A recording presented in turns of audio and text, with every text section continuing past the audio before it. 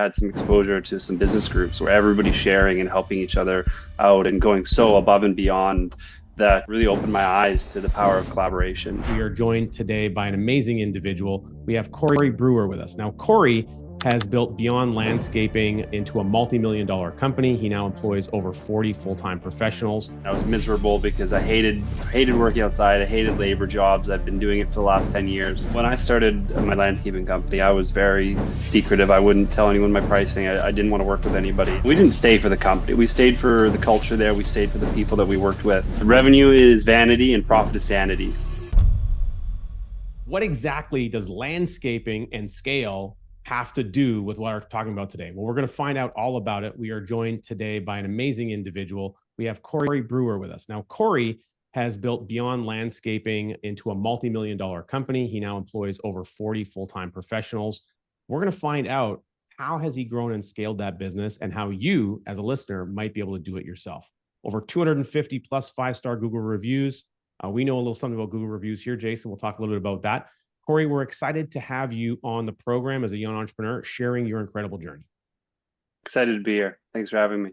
Cory, it's great to have you on the show. And one of the things that came up for me just in getting a little bit acquainted, prior to with everything that your team shares around your background and what gave birth to, your journey and your business. And I am genuinely curious. So take Rich and I back to what was going through your mind when you decided to turn a lawn service into something beyond landscaping.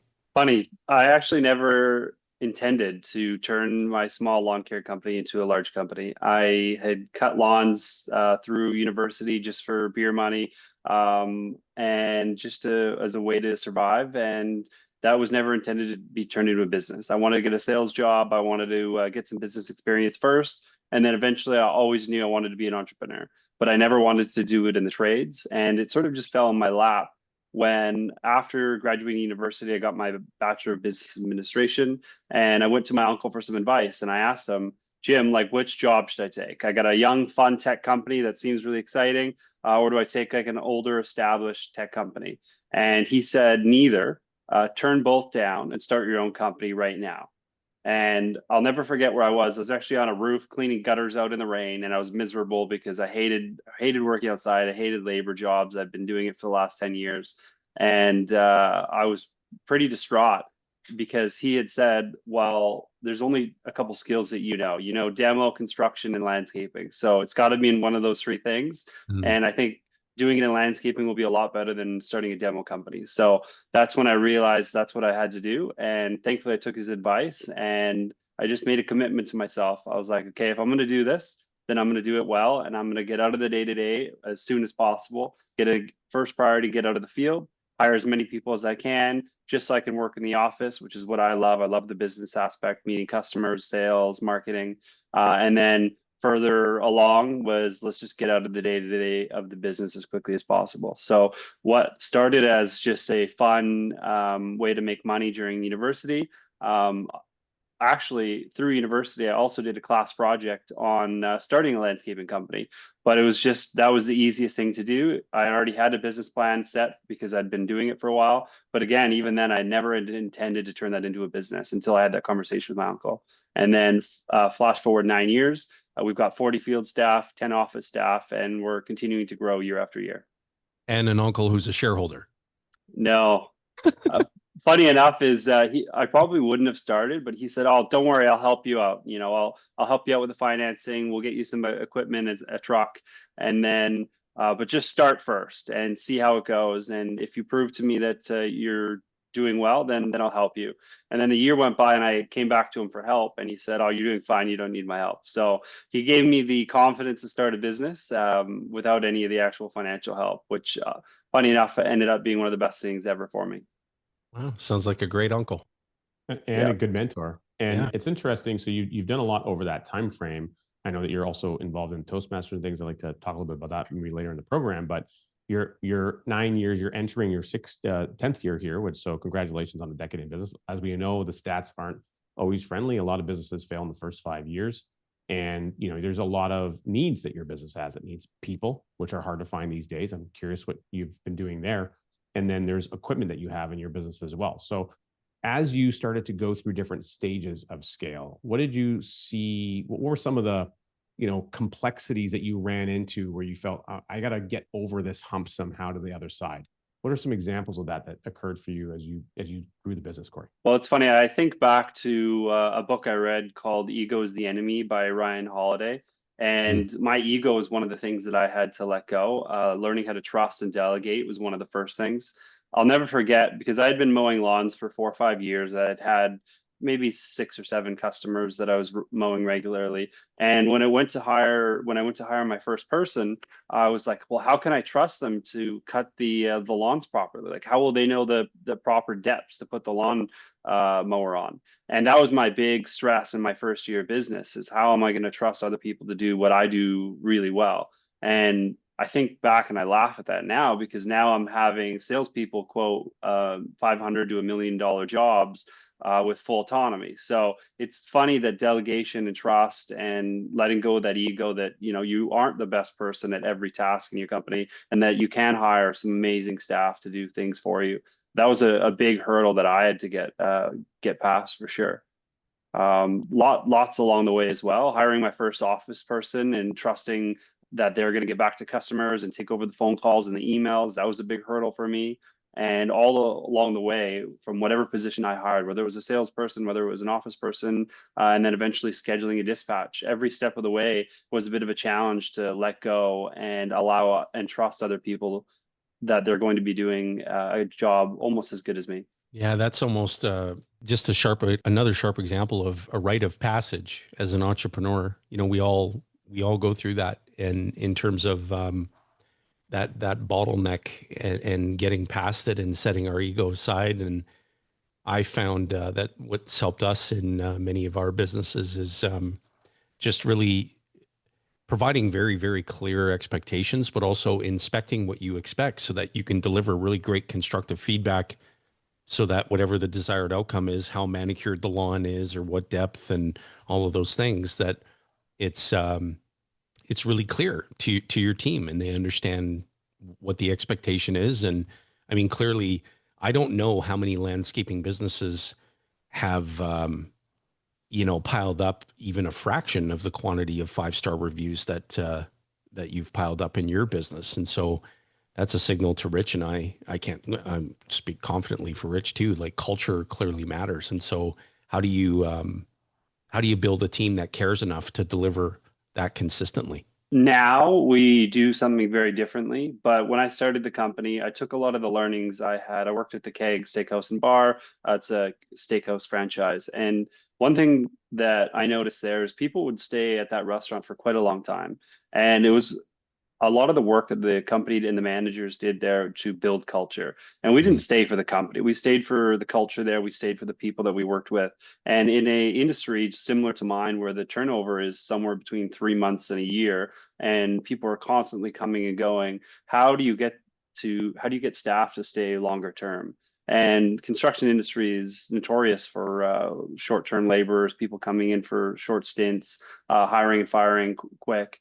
And when I started my company, I took a lot of the lessons I learned there about building culture and brought it into my business. So some of the things we do are weekly team barbecues. So I find it really important to have a beer with the staff at the end of the week. We get a keg of beer for them. We have burgers. We hang out every Thursday. I'm not there every Thursday like I used to, but enough that I still get that time face to face with all the new staff and really get a bond that way. We do as many staff parties as we can, whether it's golf, camping, paintball, anything that we can do to get the staff together outside of work hours and then really bond over a couple of drinks. I find that really helps a lot. And then obviously treating our staff as best we can. We pay them fairly. But more importantly than that, like, we treat them well, like we treat them like family, and we really try and build a really good culture. Okay, so you want to keep the wealth in the family. I get it. I hear you. Me too. That's why we wrote this book, Don't Spread the Wealth. Everyone tells you that you want to spread the money, spread the wealth around. No. You don't want to do that. You want to keep the money in the family with the people you love and care about, where it belongs, for as many generations as possible. That's what we talk about in this book. In this book, we have an incredible 15-page bonus you can download, which instructs you on how to start the conversation with your family on annual family banking meetings, how to host them, some sample exercises, and a sample agenda Tons of amazing, great benefits. Go ahead, get a copy right now. Head on over to Don't Spread Wealth. That's don'tspreadwealth.com. Don'tspreadwealth.com. You're going to love it. People pick up on that and they appreciate it, because you're right. They're not there for the company. They're there for the people that they work alongside. And so you're a decade in now?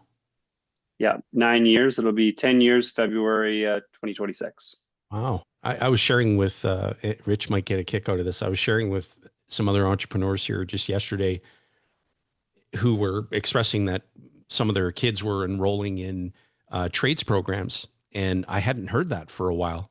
And that is where all of the future millionaires are going to be minted most easily, is in those trades. If you think of electricians, you think of HVAC, roofing contractors, landscaping businesses, the list goes on. That's where a lot of wealth is going to be built over the next decade and beyond. Yeah, couldn't agree more. And I always have this motto that I work with quite a lot of my competitors. We're quite friendly. We help each other out. We share tips and strategies. I'm in a couple of business groups as well, where I've become quite close with even another landscaping company that does the exact same thing in my city, 10 minutes away. And there's 2 or 3 of them like that. And we don't compete against each other for customers. There's an endless amount of work out there. I think we compete against each other for employees more than anything. So, good reviews on Glassdoor and Google really help. Good culture, referrals. That's, I think, one of the most important thing over, say, marketing strategies, because it's easy to get work in trades now. But it's much more harder to get really good staff, and more importantly, keep them and train them and elevate them. Well, I could tell you, if I was in your line of business, I'd be connecting with the competition and exploring collaboration, much like it sounds like you're already doing, just through nurturing relationships, but also wondering, what would it look like if we stapled a few income statements together? How much more efficient could we be? How much better can we deliver service? What, kind of deals can we work out with vendors who supply us with equipment and so on? There's so much opportunity for collaboration out there, especially in your space, that the business owners like you who see it are the ones that are still going to be here a decade from now. Totally. Kind of reminds me of something from my past. I'm a recovering electrician by trade. I've been recovering healthfully for almost 16 years, I think, almost 17 years now. But when I think back to that time frame, when I used to work in Edmonton in the commercial sector, and I actually quite enjoyed it and loved it. I always worked with great people, but we would have some main companies doing a lot of the larger projects, the schools, institutions, hospitals, like the larger projects where they're going to take 8 months, a year, 2 years to build and construct. And so you'd have a group or organization where they might have 100, 200, 300 electricians, depending on what it was. But there's phases. They're all bidding on similar jobs. And there were periods of time where you were in between a large project and you needed to maintain guys. And so they actually had almost like a loaner program where it's like, you know what, these guys are having a major job. They need some guys. We'll lend you 20, 30 guys for that 2-month period while we're waiting to go start up here. And so they still got paid by their company, and they had like a cross, payment kind of situation. So it wasn't a matter of losing manpower, having to go find and replace people. But you were able to still, so it's kind of an area where the rising tide lifts all boats. And so thinking about having those great relationships with similar contractors, similar work, similar types of clients, that could be an opportunity. And the same thing could apply for equipment. So if you're in between large projects, you got some lawnmowers and some bobcats and stuff sitting there doing nothing. Hey, there's rental companies for that. Or these people have it. Can you borrow it for a little bit of time? Send me the bobcat and the manpower for 2 weeks, kind of a situation. Yeah, there's a lot of opportunity out there, especially in trades. I noticed, well, when I started my landscaping company, I was very secretive. I wouldn't tell anyone my pricing. I didn't want to work with anybody. And it wasn't until I had some exposure to some business groups where everybody's sharing and helping each other out and going so above and beyond that really opened my eyes to the power of collaboration. And especially in trades, there's so much room for improvement for all of us that we can do more and more of that. Purchasing associations, like you mentioned, is one thing that we don't do very well on, that we would just all make more money and our lives would be much easier if we just continue to collaborate. Oh, what a downside there is to that.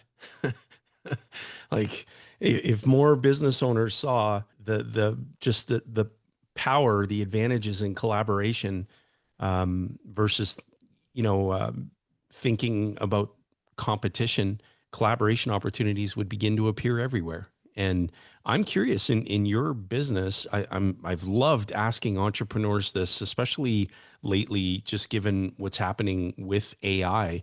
But how are you integrating AI into your business, and where do you see, those opportunities to do that, that maybe other businesses similar or dissimilar might be missing right now? Yeah, I mean, obviously everybody's using ChatGPT. We were probably one of the first companies to jump on that 2 years ago. We were on the waiting list. We jumped on that immediately. We use that regularly to cut down our workload, help us write emails. All of our staff, all of our virtual staff from the Philippines use that.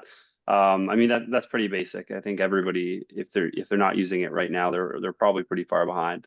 But I think the next big focus on us is just going to be AI agents. So cutting down our interview process, an example. So if we've got an AI agent that can handle interviews 24/7, send us a recorded video of the first interview process, then all of a sudden that just allows us to attract better talent. And again, 24/7, that agent is going to be working for us and interviewing rather than clogging up some of our existing office space. So really is looking at what are those really time consuming parts that we do in the office, and then slowly just building out AI agents or buying them off the shelf and trying to cut down and automate the office side. The luxury of being in the trades now is robotics are going to take another 3 to 5 years to make a significant impact in our industry. When the Tesla robots or whatever brand comes up with field laborers, then great, we're going to be all over that. Robotic lawnmowers are a little bit behind. They don't really work well in certain parts of our industry. We do quite a lot of residential and strata, a lot of hills here in Vancouver. So it's not like we have big acres where you can just throw a robotic lawnmower down. So right now, our big focus is going to be on the back end in the office. How can we just completely automate our back end in office so that we cut our overhead down, gives us more money to bid on jobs, Google Ads, spend more money on recruiting, hiring, and marketing. That's smart. That is smart. I love it. Yeah, I love that. Now, Cory, you'd indicated that you've been involved in Toastmasters a little bit, and you've done a lot on working on yourself, it sounds like, in the last decade while you've been operating the business. And so I'm curious to speak a little bit about, what is coaching meant for you? You talked about being a part of some organizations and how valuable those conversations were, being in a group of people who are working on their business in the similar state that you are, hearing their stories, hearing from them. And then additionally, talk us through a little bit about what made you jump into Toastmasters and how has that played a role for you as you've developed the business? Toastmasters has been amazing. I actually just celebrated my 10th year at Toastmasters, and one of the best things I ever did. Luckily, I've had a lot of good mentors in my life, and maybe more luckily, I tend to listen to people when they give me good advice. And one of my grandfathers was a public speaker. He worked for the city of North Vancouver here. He was a Toastmaster for a long time. And in my teenage years, he said, look, if you go to Toastmasters, I'll give you a $250 check. You just got to go and join for a year. And I actually joined for one meeting. And then I was like, there's no way I could do this. I think I was 18 or 19 at the time. I wasn't very confident, and I watched people go up and speak with no practice. And I said, there's no way I can do this. And then 5 years later, I came back with a little bit more confidence around this time I was starting my business. And then I haven't left since. And when I joined, I thought, hey, I just want to go and learn public speaking in 6 months to a year and then go and do something else. And I'm still here 10 years later because I'm finding that there's always a new level to reach. There's always things to improve. And that was really a huge part of my success, I think, is learning how to public speak. I've always been a very shy introvert, and being able to now go to a networking event and even do that completely sober, I'm confident I can go walk around, introduce myself to anybody. It helps in my speeches to my staff as well. If I'm holding a team meeting, I mean, everybody still gets nervous, no matter how long you've been in Toastmasters, no matter how much you practice, but being able to manage that and give a great speech to your staff and run a team meeting and look everybody in the eye and engage them is such a powerful skill that I would never have gotten if I didn't go to Toastmasters. So highly recommend it to anyone that hasn't done it. And I tell all my friends, family, even my employees, if you can do it, even for a couple of years, you'll have a huge improvement. Look, we want your family to have more money. That's our goal. That's our job. At Wealth on Main Street, our goal is to have you keep as much of that hard-earned capital where it belongs, with the people you love and care about. Easy way to do that, pick up a copy of this book, Don't Spread the Wealth. This book is all about keeping the money in the family. Think of it like an aquarium. The money never leaves, and you can use it and reuse it as many times as possible. Go ahead and pick up a copy today at don'tspreadwealth.com. That's amazing and so true. I'm curious, if you could narrow it down to one or even more than one, what would be a favorite system or process that you've built that, in your view, has sort of completely changed how your business operates? Could it be something that I didn't build myself?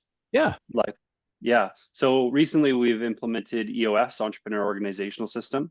And I think that's been a game changer for us, because thinking back to when I worked at the Keg was a very corporate restaurant. So, vision, values, meetings, training, and I have always hated that. I've always had a chip on my shoulder for authority and never really enjoyed that aspect. So when I started my company, I said, I'm not going to have any of that. We're not going to have training manuals. We're not going to make our staff sit in team meetings and do all that stuff. And as you can imagine, it turned into complete anarchy in the first 3 to 4 years. So you don't say. Yes, I learned the hard way how important all those things are. So we did a lot of things backwards. In I think our 8th year, we started self-implementing EOS. So we went back to the basics. We built out a vision, values, and organizational structure, and really started dialing in that. And then did some other things we never really did, which was weekly team meetings, daily team huddles, and just building that structure of accountability and organizational structure has been one of the biggest game changers I've ever implemented in my business. So much so that I've now started 2 other businesses in the last couple of years. And from the day one, I said, I'll never run another company without EOS. It's just such a game changer. It's Not fun surprising to hear. talk about EOS, because last week I was actually with, I'm sure I was with no less than 15 or 20 different EOS implementers at ColbyCon. And so you may have your Colby, I'm not sure if anyone's introduced you to that or not, but there's a lot of people who are Colby certified who also tend to be certified and trainers with the EOS system. And Jason and myself, we're part of Strategic Coach. There's a lot of overlap between EOS people who operate that in their business, as well as people who are with Strategic Coach, and they tend to really connect with one another really effectively, both from a mindset and tools perspective and a accountability, regular recurrence kind of perspective that EOS brings. And so I'm curious, have you had much exposure to those types of things as well since you've been implementing EOS? I have, and I'm not too familiar with those, but I am familiar with scaling up, very similar to EOS. I'm also a mentor and coach to up and coming entrepreneurs for the Entrepreneur Organizational, for EO, Entrepreneur Organization. I'm a member of that. And the members that are a little smaller and can't get in that, we teach them scaling up. So very similar to EOS, but a lot of great things in there as well. That's great. Sorry, we teach them scaling up. Yeah, that's a whole methodology. There's a great book. Well, there's more than one, but there's a really great book on that, which I think is titled Scaling Up. Yeah. And it's a very good read, and the framework that's outlined in there is really good.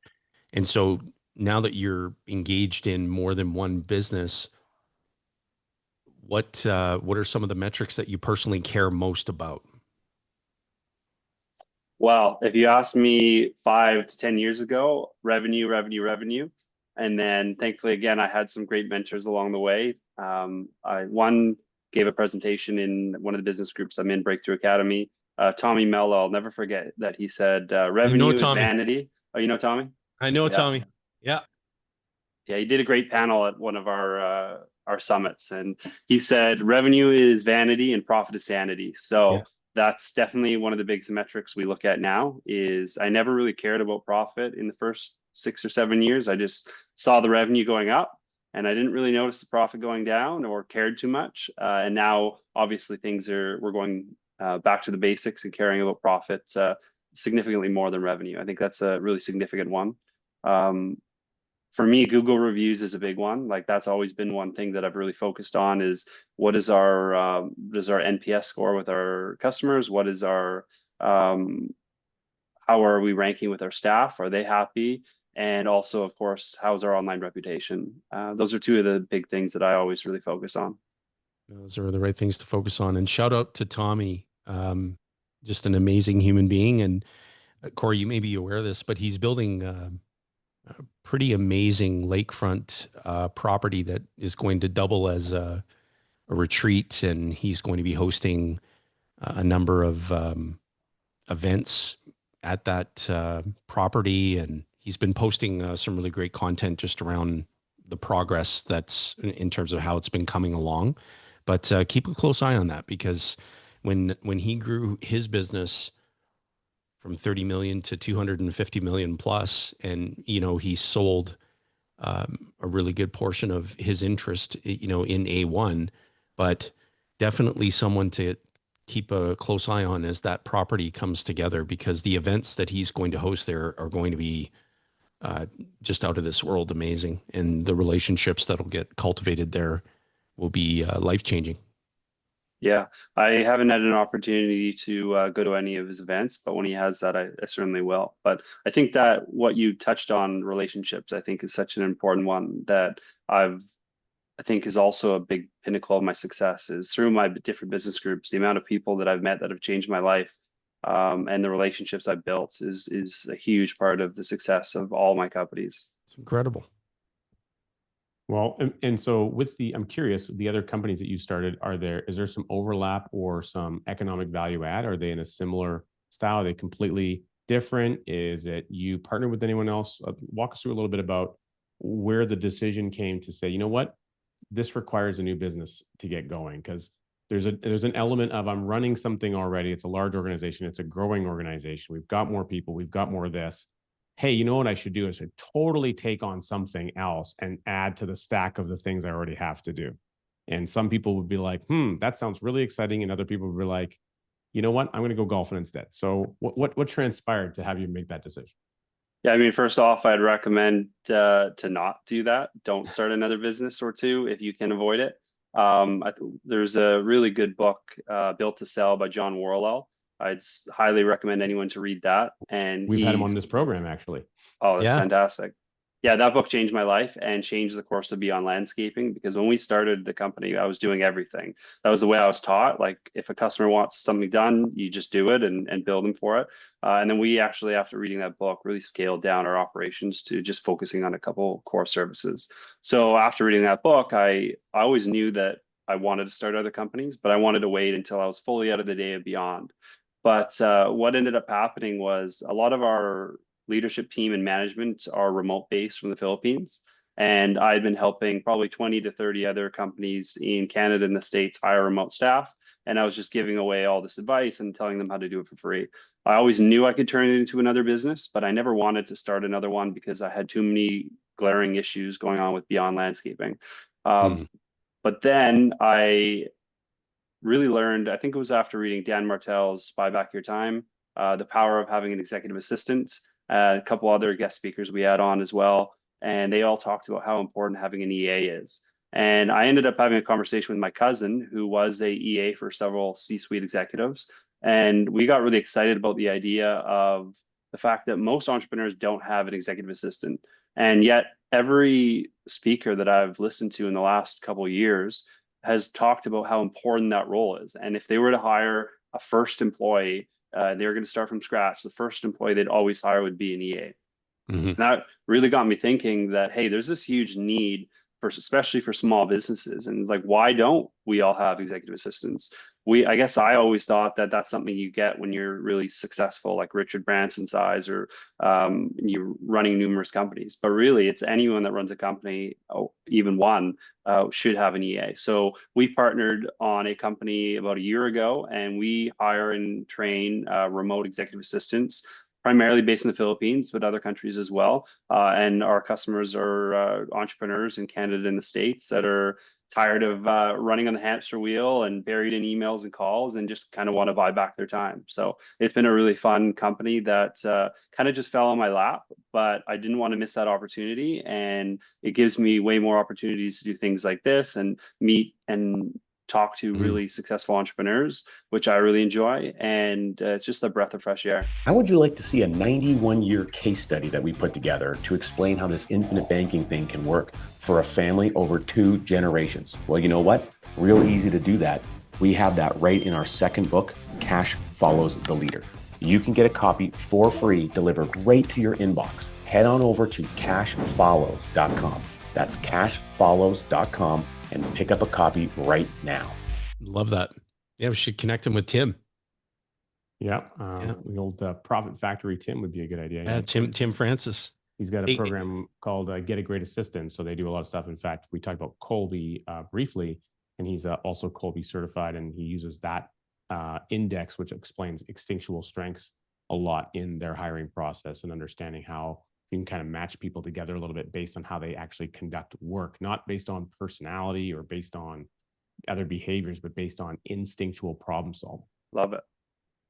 Cory, we're going to do a bit of a rapid fire round of questions. I wanted to give this a shot today in the program, and maybe our editors can do something really special of kind of bringing this up in words on the screen or something. I don't know. You ready? I'm ready. Hit me. One word that defines your leadership style. Go. Favorite failure. Almost bankrupting my company last year. Most underrated book every entrepreneur should read. John Worrell, Built to Sell. Morning ritual that sets the tone for your day. Mobility, flexibility, and a black coffee. Nice. I like a little honey in my black coffee. What's the biggest lie about entrepreneurship that people still believe? That there's work-life balance and that it's easy. Okay, we're close. We're halfway there. A saying or a quote that you live by. Saying or a quote that I live by. Ooh, you're gonna have to skip that one. Come back to it. The best piece of advice you've ever received. I have to go back to that conversation with my uncle when he said, you've got to start your company now, because if you don't start it now, you're going to get comfortable in a sales job or a career, and you're not going to want to do that later. And I think that was one of the best pieces of advice I've ever got. That's great. The worst piece of advice you've ignored. Yeah, I mean, recently I had somebody tell me not to start a personal brand. And I think that was pretty bad advice. I've also, piece of advice that I've ignored. I mean, go back to when I started my company. I had numerous people telling me not to start a company and that I should save up money first and get a job and get some experience first. And I ignored that. And I think that was horrible advice that thankfully I ignored. Absolutely. 2 more. If you could have dinner with one business icon, dead or alive, who would it be and why? I really have been enjoying Dan Martell's content in the last year. And I think he would be up there. Richard Branson as well, I think is another idol of mine. I've read several of his books, and his lifestyle is just fantastic. I don't want to be the entrepreneur that works 80 plus hours a week for the rest of my life. I want to be the Dan Martell or Richard Branson lifestyle instead. Very good. And what does success mean to you now compared to when you first started? Success when I first started meant growth in a large company and building and fueling my ego. And now success is completely different. Success for me is health, wellness, financial security, and building something that I can be proud of. Not necessarily the largest or the biggest, but something that is the greatest. So a great place for my staff, a great foundation for me to build off of, to be able to travel, to be able to enjoy my life. And I think that's really the difference between from when I started and now. That's amazing. Can I tell you a quick story about Richard Branson? Please.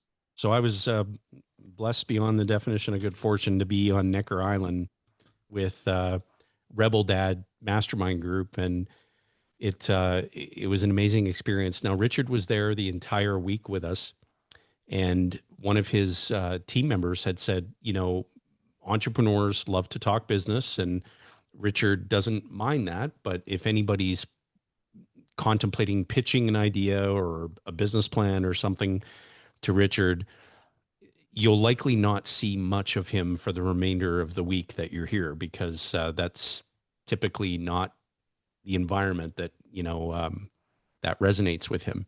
And we were sitting down to breakfast, and it was amazing. He said, tell me a little bit more about your group of companies and what you do. And he said, I've got a question for you after this breakfast conversation that was absolutely amazing. He said, do you have an office at your headquarters or your home office? I said, well, we refer to it as a team support center. And yeah, I do. I have an office there. And he said, let me see if I can help you.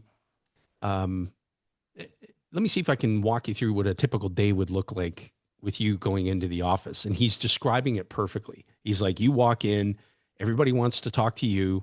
You want to connect with people. You become the distraction in the building. And I said, yeah. And he said, I'd recommend that you consider not having an office in your team support center. And I said, why would you do that? And he goes, well, I experienced the same thing, and I haven't had an office in any of our HQs for the number of decades. I got home, and from that day, I haven't had an office in our team support center. And what do you think that's done to the productivity of the teammates that work there every day? Huge. I think the second I remove myself from the business, it forces people to solve their own problems and not rely on me. And I love that. That's fantastic advice. The truest measure of strength of your team is how they handle something, knowing that they can't get in touch with you. Yeah, I love that. And so I just thought I'd give you a little anecdote on Richard, an amazing guy too. And if you ever have the opportunity to visit Necker Island, take full advantage of it. It is an amazing experience, and I would wholeheartedly recommend it to anyone. Okay, let's go back. A saying or a quote that you live by. Your network is your net worth. Ah, nice. I've heard that one. That was good. Yeah, it's good. There we go. That's the first edition, I'm sure, of many rapid fires that we're probably going to institute going forward. I did like that a lot. Now, Cory, you've shared a lot of great aspects with us here about your journey, about 10, almost, closing in on 10 years of successful growth, scale, and business ownership, but also not just the business itself, but the growth of yourself. Because in order to have the business grow, you have to grow for the business to grow. And you really demonstrate that through explaining your experiences and the different stages that you've kind of gone through. And I'm sure there's a lot more growth to happen. You're a young man, you got a lot of business roadway ahead of you, which is fantastic. When we do this program, a question that we like to ask is one that we got from Dan Sullivan, who is the founder of Strategic Coach, and shout out to Dan and Strategic Coach, of course, and Babs. And what we always want to know is, while you used to start mowing lawns and maybe you had different marketing ideas, I'm guessing wearing a cape while you're out mowing lawns wasn't one of them. Although I think it would have made people call you. You may not show up dressed like a superhero, but when you employ people, you grow the team and you create a culture where people glue together, they have fun and they bond and they develop powerful relationships. You actually are showing up as a hero to their family. So our question for you is, who, Cory, is it that you would most like to be a hero to? Wow. Who would I most likely like to be a hero to? Well, I think what you said about two of my employees, I think if my employees think of me as a hero, then I'm doing a good job. And if they don't, then I have a lot of work to do. So I really like that, and I'm going to steal it. It's amazing. And I'm curious, given that, you're still, by all accounts, you're early in your entrepreneurial journey. As Richard mentioned, you've got a lot of runway in front of you, and now you're mentoring other entrepreneurs, and you're, I think, proving that success doesn't have to come at the cost of burnout. And so when you think about a bigger future for Cory, whether it's 10 years down the road, 20 years down the road, whatever that bigger future timeframe looks like for you, what do you want people to say your journey stood for?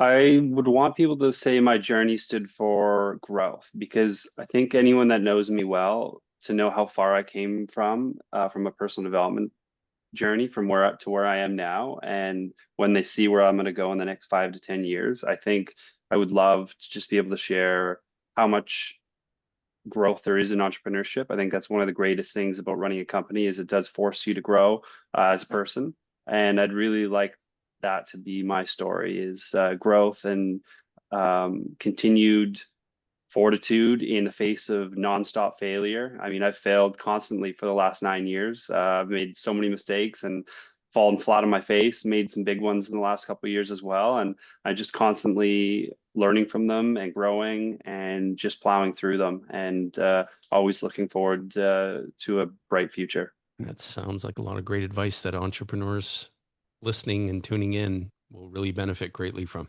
One of the things that you indicated, of course, was a focus on changing from revenue to profit. And so we've had Mike Michalowicz, who wrote the book Profit First. Perhaps you've read that as well on the program. Great We've had book. a number of Profit First coaches join us on the program.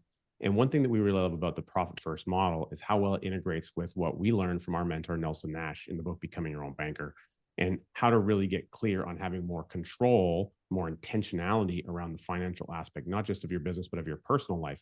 And so we would recommend Growing Your Own Capital, our newest book. And it's all about how you control how you finance the operation. In this case, we're talking about farmers, but replace the word farm and put business owner. It's kind of the same. Creating the ultimate line of credit and keeping the farm in the family, or keeping your business in the family, or who you want it to be with. And so I think we'll make sure we try to get a couple of copies of those out to you, Cory, so you can dig into them. You might enjoy those. It sounds like you're an avid reader, not unlike Jason is. So we'll make sure to load up your bookshelf a little bit more with a few elements. And I think you'll learn quickly how powerful it can be when you take what you've already done, the systems that you've already put in place, and then you layer on top of that another system of efficiency for your financial life and the business life, so that you can harness and control the power of the decision-making power for the revenues that flow through the business for much more than beyond even your own lifespan. That's the true power of thinking about doing things differently. And so we hope that you enjoy those when we get them sent out to you. And we want to thank you for coming on the program today. Thank you for having me. I had a lot of fun. Likewise.